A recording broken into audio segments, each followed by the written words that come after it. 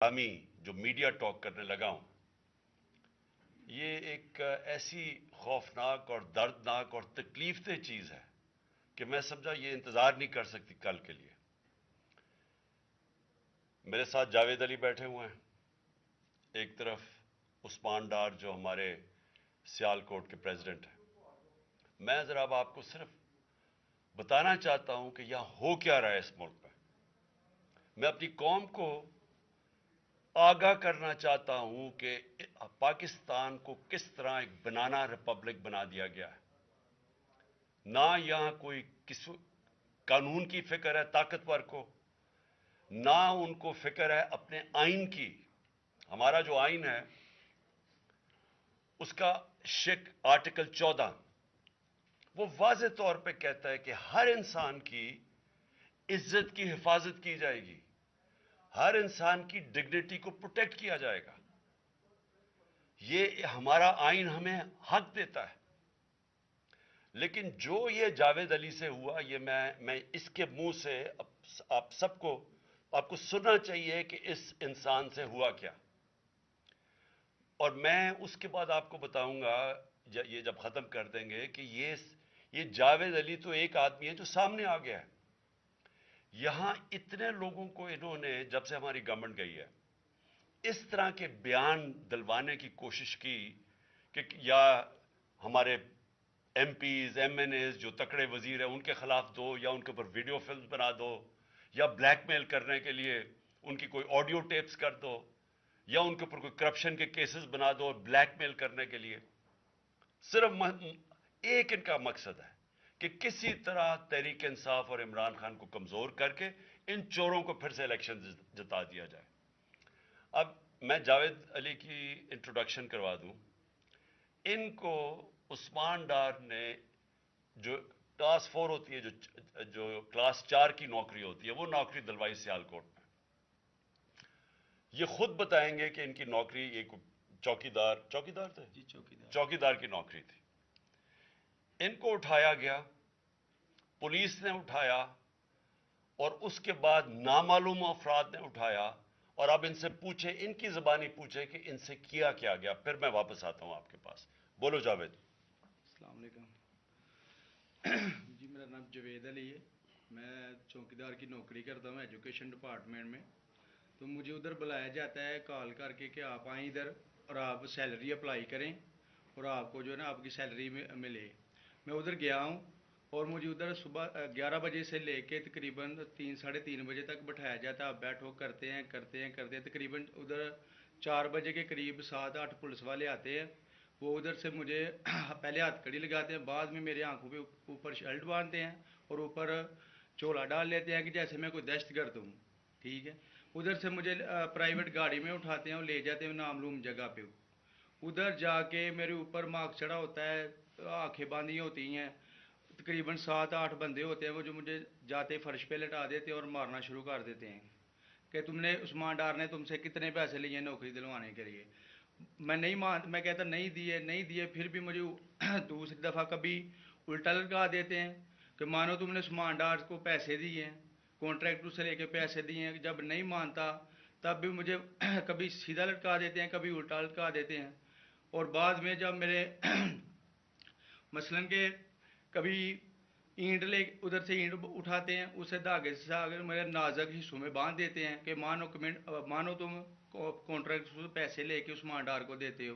कपड़े उतारते हैं, बताओ बाद जरा। में मुझे नंगा करते हैं, कपड़े उतारते हैं, कपड़े उतार के उधर फर्श पे बैठा देते हैं कि मानो तुमने उस्मान डार को पैसे दिए हैं। जब नहीं मानता तो फिर उधर से कहते हैं कि एक डाला भेजो, इसकी बीवी को उठाओ, इसके बच्चे को उठाओ और इधर उसको लाकर उसको बरहना करो, उसकी वीडियो बनाओ, फेसबुक पे डालो और ब्लैकमेल करो।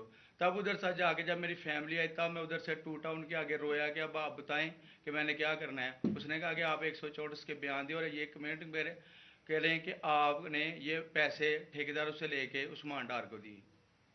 ये बताएं आप कि कोई, ये सब चुप हो जाते थे जब कोई आता था एक उधर आदमी? जब को मेरी तो आंखें बांधी होती थी, ठीक उस वक्त जब कोई आता था, उधर कोई अफसर आता था, ये कहते थे कि बड़े साहब आ गए हैं, बड़े साहब आ गए हैं, और सब साइलेंट हो जाते थे।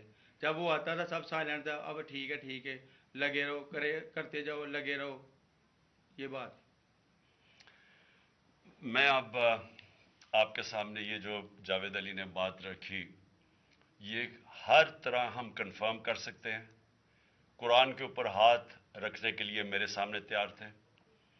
یہ عثمان ڈار کو پھنسانے کے لیے، اس کو کرپشن کیسز میں لانے کے لیے، یہ ساری چیز، یہ جو اس سے 164 کا بیان دلوایا گیا، اور پھر بیوی بچوں کو ساتھ والے کمرے میں لا کے ان کو کہا کہ اس کو ننگا کریں گے. یہ سیدھی بات بتائے، بیوی کو کہا کہ اس کو ننگا کر کے اس کی تصویریں بنائیں گے اور پھر فیس بک پہ چلائیں گے. میں آج اپنی بڑے رسپیکٹ سے، میں اپنی عدلیہ سے، میں اپنی چیف جسٹس صاحب سے کہنا چاہتا ہوں کہ دیکھیں، میں اب سے نہیں، جب سے ہماری حکومت گئی ہے، میں تب سے کہتا رہا ہوں کہ ہمارے بنیادی حقوق کی حفاظت کون کرے گا. شہباز گل کو اٹھایا، اس کو ٹارچر کیا گیا، اس کو ننگا کیا گیا، اس کو لٹکایا گیا اوپر، اس کو مارا گیا. اس سے بیان دلوا رہے تھے کہ عمران خان کے خلاف سٹیٹمنٹ دو، جو اس کو کہہ رہے تھے عثمان ڈار کے خلاف سٹیٹمنٹ دو. اس کو میں تب بھی، میں نے صرف ایک میرے منہ سے نکل گئی اور غصے میں نکل گئی کہ ہم جس جج نے ان کو ریمانڈ دلوایا تھا واپس، شہباز گل کو واپس جیل میں، جب وہ ٹارچر ہوا تھا، تو میں نے کہا قانونی کارروائی کریں گے. میرے اوپر کنٹیمپٹ نوٹس کیا گیا، لیکن کوئی کسی نے ایک کسٹوڈیل ٹارچر ساری دنیا کے اندر منع ہے. کسٹوڈیل ٹارچر کے اوپر کچھ نہیں ہوا. پھر اعظم سواتی کو اٹھایا گیا اور ساری قوم کے سامنے جو اعظم سواتی نے اپنے زبان سے بتایا کہ اسے کیا گیا ہے، ایک ٹویٹ کے اوپر، اس کا صرف ایک ٹویٹ کر دی تھی اس نے کہ NRO2 باجوہ نے دیا، جو سب قوم جانتی ہے. اس کے اوپر جو اس سے کیا گیا، پھر ویڈیو بھیجی گئی اس کی بیوی اور اس کی بیٹی کو. ایسی چیزیں اس ملک کی تاریخ میں کبھی نہیں ہوئی، یا میں تو نہیں کبھی سنی تھی ایسی چیزیں. شاید دہشت گردوں سے ہوتی ہوں، شاید کوئی باہر کے جاسوسوں سے ہوتی ہو، غداروں سے، لیکن اپنے شہریوں کو اس طرح کرنا اس ملک کی تاریخ میں کبھی نہیں ہوا. میں نے، جب مجھے گولیاں لگی، میں نے تب چیف جسٹس صاحب کو پہلے مخاطب ہوا. میں نے کہا دیکھیں، جنہوں نے مجھے یہ قتل کرنے کی کوشش کیا وہ سارے اقتدار میں بیٹھے ہوئے ہیں. اس میں یہ جو ایک آدمی ڈرٹی ہیری جب سے جنرل باجوہ لے کے آیا یہاں، تب سے یہ تشدد شروع ہوا ہے. شہباز گل کا، اعظم سواتی کا، مجھے گولیاں لگی. یہ جو داستان آپ سن رہے ہیں، سوشل میڈیا کے بچوں سے پوچھیں، جب سے یہ آدمی آئے ان سے اٹھ کے کیا ہوا. ان کو بند کمروں میں کپڑے اتارے گئے، ذلیل کیا گیا. ایک ماں باپ نے مجھے کال کی، انہوں نے کہا ابھی تک ان کا بیٹا نارمل نہیں ہوا. اس سے اوپر اتنا تشدد کیا کہ وہ ابھی تک نارمل نہیں ہوا. اور میں ان کو کہا، جس طرح اس کو جاوید کو کہا میں نے سامنے آؤ، سب ڈرتے ہیں، نامعلوم افراد سے سب ڈرتے ہیں، اور کوئی کسی قسم کی پروٹیکشن کسی کو نہیں ہے، کیونکہ یہ قانون کے اوپر ہے، یہ جو مرضی کر لیں، کوئی ان کو بچانے والا نہیں ہے. کوئی جاوید جیسے انسانوں کو جب یہ کرتے ہیں، اس کو پھر دھمکیاں دی گئی کہ تم نے یہ بتانا کسی کو نہیں ہے، تو ہم یہ کر دیں گے، ہم تمہیں یہ مروا دیں گے. تو یہ اس ملک کی، ہمارے پاس تو ایک ہی راستہ ہے، اور مجھے پتہ ہے کہ عدلیہ کے اوپر پورا اٹیک ہے، یہ مافیا کا. یہ پولیٹیشن نہیں ہے، یہ مافیا ہے جو ٹیپیں بناتا ہے ججز کی، جو ہر قسم کی بلیک میل کرتا ہے.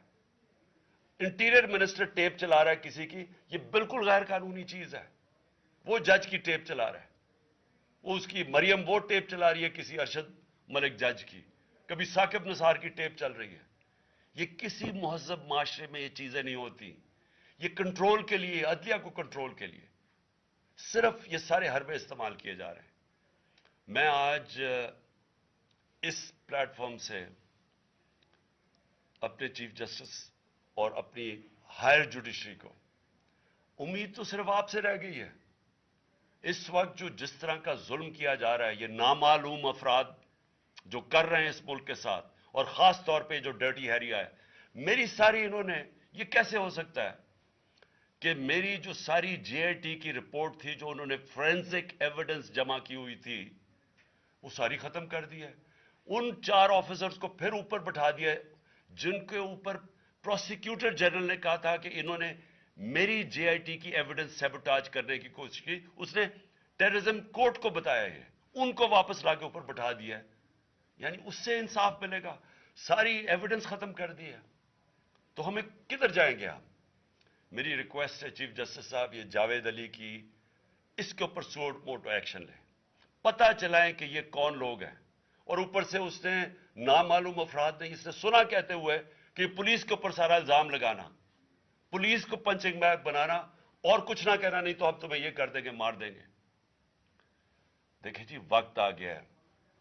میں اپنی جوڈیشری سے یہ کہنا چاہتا ہوں کہ یہ جو بھی آپ کا سب سے بڑی جوڈیشری کی سب سے بڑی ذمہ داری ہمارے بنیادی حقوق کی حفاظت کرنا ہے.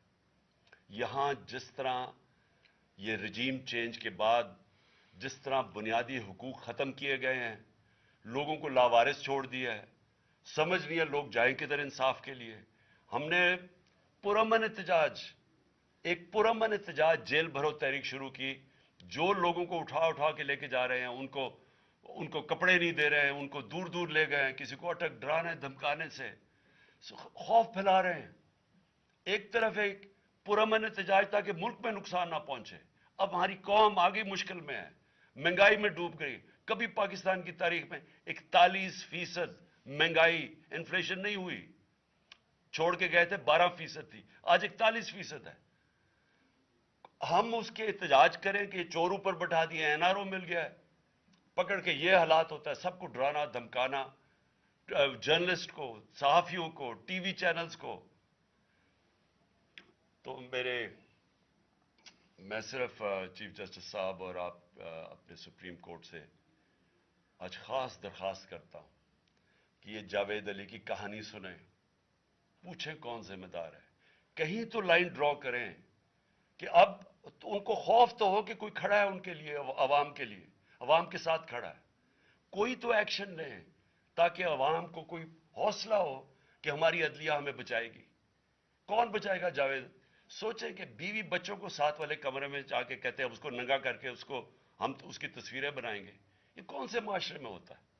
یہ کون, یہ کوئی غدار ہے؟ کوئی ایک چوکی دار کی کلاس 4 کی نوکری کر رہا ہے, اس سے اٹھا کے یہ کیا کہ جی اس کے خلاف ایویڈنس دے, کہ وہ دیکھیں جی کتنا آپ نے اس کے لیے کتنی پتہ نہیں کدھر سے اس نے کلاس 4 کے چوکی دار نے پتہ نہیں کیسے پیسے بنا کے دینے تھے اس کو, لیکن کوئی ایویڈنس مل جائے تاکہ کسی طرح تحریک انصاف کا جو سیالکوٹ کا ہمارا ڈسٹرکٹ کا پریزیڈنٹ ہے اس کو کسی طرح گندا کیا جائے اور اس کو کسی طرح نااہل کیا جائے, کسی طرح اینٹی کرپشن میں آ جائے.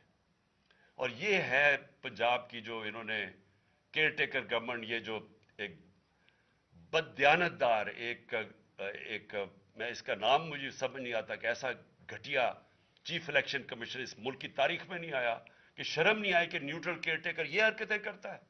یہ نیوٹرل کیئر ٹیکر کے نیچے ہو رہا ہے.